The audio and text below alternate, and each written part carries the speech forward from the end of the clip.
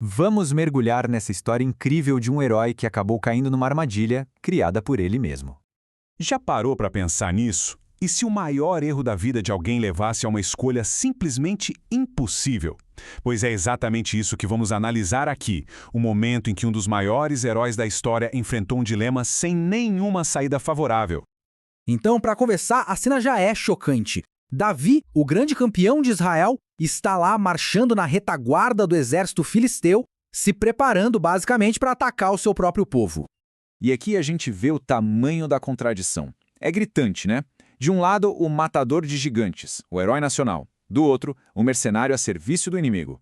Davi estava numa posição que ia contra tudo, absolutamente tudo que ele representava. E por quê? Foi a consequência de uma decisão dele, de buscar refúgio com seus inimigos sem consultar a Deus. A situação era péssima. Ele estava prestes a lutar contra seus irmãos, contra seu melhor amigo Jonatas e até contra Saul, que era um ungido do Senhor. A verdade, e os comentaristas apontam isso, é que ele não queria fazer nada daquilo, mas as escolhas que ele fez antes o deixaram num verdadeiro beco sem saída. E a situação só piora, porque aí entram em cena os outros comandantes filisteus. Eles veem as tropas de Davi e, claro, ficam imediatamente com o pé atrás. E eles perguntam o que estes hebreus fazem aqui.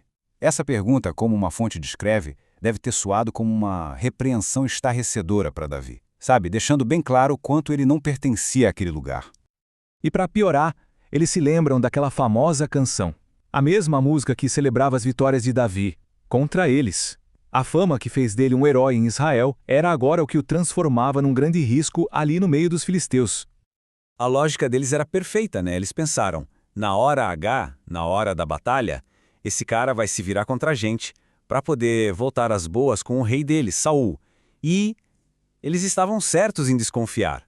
A lealdade de Davi, no fundo, era com Israel. Bom, essa desconfiança toda acaba criando um problema político gigantesco para o protetor de Davi, o rei filisteu Aquis.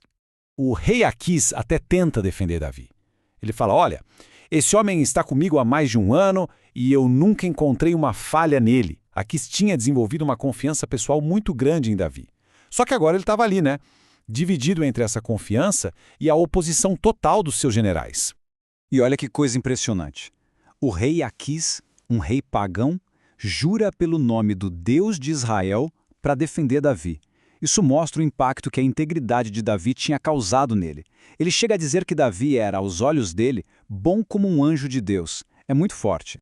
Mas, apesar de toda essa confiança, não teve jeito. Aquis teve que ceder à pressão política. Ele chama Davi e diz que os outros príncipes não aprovam a presença dele na batalha. Estava decidido. E é nesse momento de dispensa que Davi se vê, de repente, à beira de uma fuga. Uma fuga milagrosa, totalmente inesperada. Só que ele não podia simplesmente comemorar. Para manter o disfarce, ele precisava fingir que ficou desapontado. Então, ele tem que fazer uma cena, fazer uma pergunta evasiva para parecer que está sendo injustiçado. E aí ele pergunta, mas o que eu fiz? Por que eu não posso ir lutar contra os inimigos do meu senhor, o rei? Dá para imaginar? Por fora, ele está protestando. Mas por dentro, como os comentaristas sugerem, o coração dele devia estar queimando de vergonha pelo engano, mas ao mesmo tempo explodindo de gratidão por ter escapado daquela situação. Então, essa sequência mostra bem a estratégia dele. Foi uma performance calculada. Recebe a notícia, finge desapontamento, questiona, aceita a ordem e, finalmente, vai embora, escapando daquela armadilha impossível. Tudo isso para esconder o alívio gigantesco que ele devia estar sentindo. É irônico, né? A própria desconfiança, a hostilidade dos príncipes filisteus que criou todo o problema, no fim, foi exatamente o que Deus usou para salvar Davi. Certo. E o que a gente pode tirar de lição disso tudo? Essa experiência de quase desastre do Davi traz umas conclusões bem poderosas.